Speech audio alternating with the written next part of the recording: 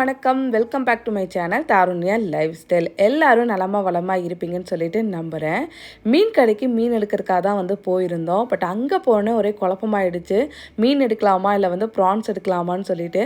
ஏன்னா ரொம்ப நாள் ஆயிடுச்சு ப்ரான்லாம் சாப்பிட்டு. கல்யாணத்துக்கு முன்னாடி நான் ஒரு தடவை சாப்பிட்ருக்கேன். அதுக்கப்புறம் கல்யாணம் ஆனதுக்கப்புறம் ஒரு நாள் 2 தடவை தான் செஞ்சு சாப்பிட்ருப்போம். ரொம்ப ரேராக தான் இந்த ப்ரான்ஸு அதெல்லாம் எடுப்போம். ஏன்னா எப்பயுமே ஃபிஷ்ஷு, மட்டன், சிக்கன் இந்த மாதிரி தான் வீட்டில் யூஸ்வலாக எடுத்துகிட்டே இருப்போம். சரி, ஓகே, இன்றைக்கி டிஃப்ரெண்ட்டாக ப்ரான்ஸ் எடுத்துக்கலாம். கூடவே கொஞ்சமாக நண்டு ரசத்துக்காக நண்டு வாங்கிட்டு வந்திருந்தேன். ப்ரானில் இன்றைக்கி மாதிரி தொக்கு தான் பண்ணலாம் அப்படின்ற மாதிரி ட்ரை பண்ணியிருந்தேன். பட் டேஸ்ட் வேறு லெவலில் இருந்தது. உண்மையிலே ப்ரான் இவ்வளோ ஈஸியாக பண்ணி அது டேஸ்ட்டும் வேறு லெவலில் இருக்கும் அப்படிங்கிறத இன்றைக்கி தான் நான் கண்டுபிடிச்சிருந்தேன். இது கூடவே இந்த ஜவ்வரிசியும் மேங்கோ பியூரியும் போட்டு ஒரு சர்பத் மாதிரி ஒரு ட்ரிங்க் மாதிரி ரெடி பண்ணியிருந்தேன். சாப்பிட்டுலாம் முடிச்சுட்டு இந்த ட்ரிங்க்கை சாப்பிடும் போது வேறு லெவலில் இருந்தது. உண்மையிலே டேஸ்ட் செம்ம பக்காவாக இருந்தது. கண்டிப்பாக நீங்களுமே இந்த ரெசிபி ட்ரை பண்ணி பாருங்கள். இந்த ரெசிபியை நான் பிண்டர்ஸ் பார்த்து தான் தெரிஞ்சுக்கிட்டேன். ரொம்ப ஈஸியாகவும் இருந்தது, குயிக்காகவும் பண்ணிடுற மாதிரி இருந்தனால டக்குன்னு இதை செஞ்சிடலாம் அப்படிங்கிறதுக்காக தான் ரெடி பண்ணிட்டு இருந்தேன். ஒரு பேனில் நல்லா எண்ணெய் விட்டுட்டு இதுக்கு பெரிய வெங்காயம் சேர்த்துக்கிட்டேன். நல்லா பொன்னிற ஆகிற வரைக்கும் வதக்கிக்கிட்டேன். இது நல்லா வதங்கினதுக்கப்புறம் கொஞ்சமாக இஞ்சி பூண்டு பேஸ்ட் சேர்த்து அதுவும் பச்சை வாசனை போகிற அளவுக்கு நல்லா வதக்கிக்கணும். இது நல்லா கண்ணாடி பதத்துக்கு வர அளவுக்கு வதக்கினதுக்கப்புறம் இது கூட தக்காளியை சேர்த்துக்கலாம். தக்காளி ரொம்ப அதிகமாக சேர்த்துட்டோம் அப்படின்னா கொஞ்சம் புளிப்பாக இருக்கும். அதனால் அளவாகவே சேர்த்துக்கோங்க. இது நல்லா மூடி போட்டு அது நல்லா வதங்கினதுக்கப்புறம் சைட்லேயே நான் நண்டு ரசத்துக்கு தேவையான நண்டை நல்லா இடிச்சிட்ருக்கேன். ஸோ இடித்து ரசத்தில் சேர்க்கும் போது அதோட டேஸ்ட்டும் சூப்பராக இருக்கும். அதோட சாரெல்லாம் நல்லா ரசத்தில் இறங்கிடும். இது நல்லா வதங்கினதுக்கப்புறம் இது கூட கொஞ்சமாக டொமேட்டோ சாஸ் ஆட் பண்ணிக்கிட்டேன். உங்களுக்கு ஸ்வீட்டாக வேணும் அப்படின்னா இதை ஆட் பண்ணிக்கோங்க. அப்படி இல்லைன்னா அதை ஸ்கிப் பண்ணிக்கோங்க. ஏன்னா இது பண்ணி முடிச்சதுக்கப்புறம் என்னோட மாமியார் சாப்பிட்டதுக்கப்புறம் இது ரொம்ப இனிப்பாக இருக்குது அப்படின்ற மாதிரி சொல்லியிருந்தாங்க. அவங்களுக்கு இந்த மாதிரி குழம்புல இந்த மாதிரிலாம் இனிப்பு சுவை இருந்தால் பிடிக்காது. பட் எனக்கு என்னோடய ஹஸ்பண்டுக்குலாம் லைட்டாக கொஞ்சம் இனிப்பாக அந்த காரமாக இருந்தால் ரொம்ப பிடிக்கும். ஸோ இதில் ஆட் பண்ணதுக்கப்புறம் என்னென்ன பொடியெலாம் ஆட் பண்ணியிருந்தேன் அப்படின்னா மஞ்சள் பொடி, மிளகாய் பொடி, மல்லிப்பொடி, சீரகப்பொடி இதெல்லாம் ஆட் பண்ணிவிட்டு தண்ணி ஊற்றி நல்லா பச்சை வாசனை போகிற அளவுக்கு அதோட இது நல்லா கொதி வந்ததுக்கப்புறம் கொஞ்சமாக கஸ்தூரி மேத்தி ஆட் பண்ணதுக்கப்புறம் இறாலை நல்லா ஃபுல்லாக சேர்த்துக்கிட்டேன். இது ரொம்ப சீக்கிரமாக குக் ஆகிடுச்சு. நான் கூட ரொம்ப நேரம் ஆகுமோ அப்படின்னு சொல்லி நினச்சேன். அதில் கொஞ்சம் தண்ணியும் கூட விட்டுச்சு. ஆனால் சீக்கிரமாகவே மூடி போட்டு வேக வச்சோம்னா பயங்கரமாக குக் ஆகிடுச்சு. அதோட டேஸ்ட்டுமே வேறு லெவலில் இருந்தது. கண்டிப்பாக அந்த ரெசிபி நீங்கள் ட்ரை பண்ணி பாருங்கள். உங்களுக்கு ஸ்வீட்டாக பிடிக்கும் அப்படின்னா அந்த சாஸ் சேர்த்துக்கோங்க. அப்படி இல்லை அப்படின்னா ஸ்கிப் பண்ணிக்கோங்க. இதுக்கு சைட் பை சைடு நான் நண்டு ரசமும் ரெடி பண்ணிட்டு இருந்தேன். இதுக்கு நல்லெண்ணெய் ஆட் பண்ணிக்கிட்டேன். அதுக்கப்புறம் கடுகு, கருவேப்பிலை இதெல்லாம் ஆட் பண்ணதுக்கப்புறம் வரமிளகா போட்டுட்டு வெங்காயம் போட்டு தக்காளி போட்டு நல்லா வதக்கிக்கணும். இது வதக்கி முடிச்சதுக்கப்புறம் இதில் மிக்சியில் எப்போ நம்ம ரசத்துக்கு பண்ணுற மாதிரி சீரகம், மிளகு, பூண்டு, பச்சை மிளகாய் அதெல்லாம் ஒரு சுற்றிட்டு அதையும் இதுக்குள்ளே சேர்த்துட்டு இது கூட புளி சேர்த்து நல்லா கொதிக்க விட்டு இறக்கணும். அப்படின்னா சூப்பரான நண்டு ரசம் ரெடி ஆயிரும். எனக்கு இப்போ ஆக்சுவலாக ரொம்ப கோல்டாக இருக்குது. கண்டிப்பாக அடுத்து நண்டு ரசம் செஞ்சு சாப்பிடணும். ஏன்னா ரொம்ப கோல்டாக இருக்கனால நண்டு ரசம் செஞ்சு சாப்பிடும்போது உடம்புக்கு ரொம்ப ரொம்ப நல்லது. நம்ம தொண்டைக்குமே ரொம்ப இதமாக இருக்கும். வறட்டு இருமலாக இருக்குது, சளி போகவே மாட்டேங்குது அப்படின்னா அந்த கொள்ளு இருக்கு இல்லையா, அதை நல்லா ஊற வச்சு இது கூட மிளகு, சீரகம் சேர்த்து நல்லா மிக்சியில் அரைச்சதுக்கப்புறம் அதை தண்ணியில் ஊற்றி கூழ் மாதிரி காய்ச்சி கொடுப்பாங்க. காய்ச்சி முடிச்சதுக்கப்புறம் அதை நல்லெண்ணெய் ஊற்றி சாப்பிடும் போது நம்ம நெஞ்சு சளி இருக்குது, ரொம்ப வறட்டு இருமலாக இருக்குது அப்படின்னா அதெல்லாம் சரியாயிரும். நான் ப்ரெக்னெண்ட்டாக இருக்கும் போது எனக்கு சளி பிடிச்சிருந்தப்பெல்லாம் அத்தை இந்த ரெசிபி தான் அடிக்கடி பண்ணி கொடுப்பாங்க. அதை சாப்பிட்டோன்னே கொஞ்சம் நெஞ்சு சளி அதெல்லாம் குறையும். ஸோ நீங்களும் கண்டிப்பாக அதை ட்ரை பண்ணி பாருங்கள். அதில் டீட்டெயிலான ரெசிபி வேணும் அப்படின்னா கீழே கமெண்ட் செக்ஷனில் என் கூட ஷேர் பண்ணிக்கோங்க. நான் உங்ககிட்ட சொல்லி நான் மினி விலாகில் கண்டிப்பாக ஷேர் பண்ணுறேன். ஸோ நண்டு ரசமும் தயாராகிட்டே இருக்குது. இதில் புளியை இப்போ நம்ம ஊற்றிட வேண்டியதான். இன்னைக்கு ஏதாவது டிஷ் டிஃப்ரெண்ட்டாக ட்ரை பண்ணலான்னு சொல்லிட்டு தான் இதை பண்ணிட்டு இருக்கேன். நீங்கள் எப்பயாவது யோசிச்சிருக்கீங்களா நமக்குன்னு ஒரு டே இருக்குது, அதில் நம்ம என்னெல்லாம் பண்ணுறோன்னு சொல்லிட்டு?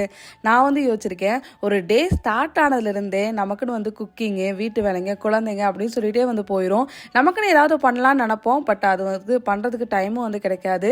நிறைய பேருக்கு ஆசை இருக்கும் ஏதாவது பண்ணணும், சம்பாதிக்கணும்னு சொல்லிட்டு. ஆனால் கண்டிப்பாக அவங்களாம் முடியாது. இந்த மாதிரி 12th முடிச்சுட்டு டிகிரி முடிச்சுட்டு நம்மளோட ஆசைகள்லாம் மறந்து வேலைக்கு போக முடியாமல் இல்லைனா டைம் கிடைக்காம நிறைய பேர் இருக்காங்க. அவங்களுக்கு போகணும்னு ஆசை இருக்கும். ஆனால் ஒரு சில சுச்சுவேஷனால அவங்களால போக முடியாமல் கூட இருக்கும். வீட்டிலேருந்து ஏதாவது பண்ணலாம் அப்படி சொல்லி பார்த்துருப்போம். ஆனால் அதுவும் சக்ஸஸ் ஆக மாட்டேங்குது. பொதுவான உமன்ஸ் எல்லாத்துக்குமே ஒரு ஆசை இருக்கும், சொந்தமாக நம்மளுக்கு ஒரு ஜாப் வேணும்னு சொல்லிட்டு அதில் வர இன்கம் மூலியமாக நம்மளுக்கு பிடிச்சவங்களுக்கு எல்லாம் கிஃப்ட் வாங்கி தரணும் அப்படின்னு நம்மலாம் யோசிப்போம். ஏன்னா இது வரைக்கும் யாரையாவது ஒருத்தரை நம்ம டிபெண்ட் பண்ணியே தான் இருந்திருப்போம். நம்மளோட பேரண்ட்ஸுக்கு, ஹஸ்பண்டுக்குலாம் சப்போர்ட் பண்ணணும்னு சொல்லி எல்லாருமே ரொம்ப ஆசைப்பட்டிருப்போம். ஒரு சிலரால் வெளியில் போய் ஒர்க் பண்ண முடியாமல் கூட இருக்கலாம். அவங்களாம் வந்து வீட்டில் இருந்தே படித்து ஒரு ஜாப் வந்து கிடைச்சா உண்மையிலேயே வந்து சூப்பராக இருக்கும். அது ஒரு அசூரன்ஸாகவும் உங்களுக்கு வந்து இருக்கும். அது மூலியமாக இன்கமும் உங்களால் ஏர்ன் பண்ண முடியும். இந்த விஷயத்தை ஷேர் பண்ணால் உங்களுக்கு ரொம்ப யூஸ்ஃபுல்லாக இருக்கும் அப்படிங்கிறதுக்காக நிறையா வந்து சர்ச் பண்ணி இதை வந்து உங்கள்கிட்ட ஷேர் பண்ணுறேன். 12th முடிச்சவங்களுக்கு ஆன்லைன்லேயே வந்து மானிட்டரி கோர்ஸ் வந்து ப்ரொவைட் பண்ணுறாங்க. இந்த கோர்ஸை கம்ப்ளீட் பண்ணால் நம்ம வீட்டில் இருந்தே டீச்சராக வந்து ஒர்க் பண்ணி நல்ல ஒரு இன்கமும் ஏர்ன் பண்ண முடியும். ஸோ இது வந்து ஒரு நல்ல ஆப்ஷனாக வந்து எனக்கு தோணுச்சு. அதனால தான் உங்ககிட்ட வந்து ஷேர் பண்ணுறேன். இது ஷேர் பண்ணுறதுக்கு முன்னாடி இது டெஸ்டபிளா அப்படின்னு கன்ஃபார்ம் பண்ணிட்டு தான் உங்ககிட்ட வந்து ஷேர் பண்ணுறேன். இந்த கோர்ஸில் வந்து ஜாயின் பண்ணியிருக்கேன். அதை தான் வந்து இப்போ அட்டன் பண்ண போகிறேன். ஸோ வீட்டில் இருந்தே எப்படி படிக்கணும், வேலை பார்க்கணும் அப்படிங்கிறதையும் நம்ம வந்து இப்போ பார்க்கலாம்.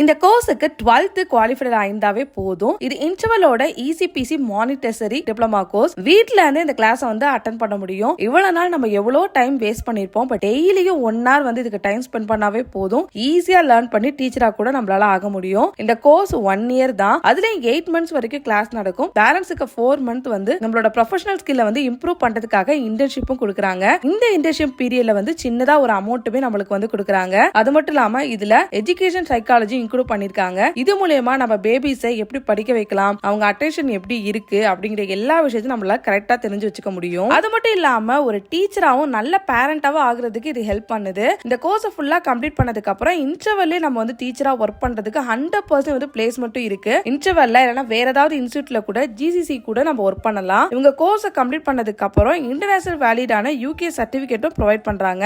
நிறைய உமன் வந்து இதுல ஜாயின் பண்ணிருக்காங்க. பேட்ச் வைஸ் கோர்ஸ் வந்து கண்டக்ட் பண்றாங்க.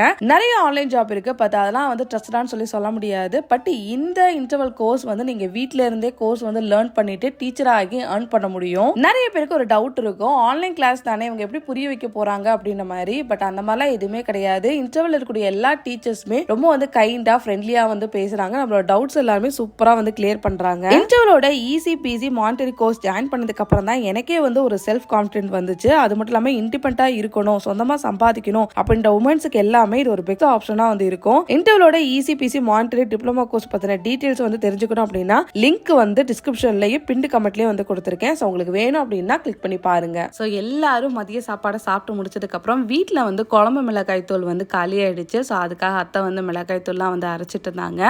உங்களுக்கு இதோட ரெசிபி வேணாலும் சொல்லுங்க, நான் அத்தையை வச்சே வந்து இது என்னென்ன மெஷர்மெண்ட் எவ்வளோ போட்டிருக்காங்க அப்படிங்கிறத நான் உங்கள்கிட்ட வந்து ஷேர் பண்ணுறேன்.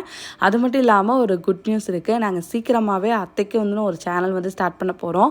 அதில் அத்தை வந்து ஃபுல்லாக சமையல் ரிலேட்டடான விஷயங்கள்லாம் வந்து ஷேர் பண்ணுவாங்க. அது மட்டும் இல்லாமல் அத்தை வந்து அவங்க தயாரிக்கிற இந்த குழம்பு மிளகாய் தூள், அப்புறம் சாம்பார் தூள், அதுக்கப்புறம் வந்து பேறுகால மருந்து, பயோட்டின் லட்டு, இது எல்லாமே வந்து சேல்ஸ் பண்ண போகிறாங்க. ஸோ உங்களுக்கு வேணும் அப்படின்னா நீங்கள் கண்டிப்பாக வந்து காண்டாக்ட் பண்ணலாம். நாங்கள் வந்து கூடிய சீக்கிரத்துலேயே இந்த ப்ராடக்ட்லாம் வந்து நம்மளோட சேனலில் எல்லாத்துலேயுமே வந்து லான்ச் பண்ண போகிறோம். கண்டிப்பாக அதை பார்த்துட்டு நீங்களும் வந்து சப்போர்ட் பண்ணுங்கள். உங்களுக்கு ஏதாவது ப்ராடக்ட் வேணும் அப்படின்னாலும் நீங்கள் வந்து நம்மகிட்ட ஆர்டர் பண்ணிக்கலாம். எல்லாமே வந்து சிறந்த முறையில் ஒரு சூப்பரான ரொம்ப ஆரோக்கியமாக தான் வந்து செஞ்சு தரப்போகிறோம். ஸோ அதை கண்டிப்பாக நீங்களும் வாங்கி அதை வந்து பயன்பெறணும் அப்படிங்கிறத எங்களோட ஆசை.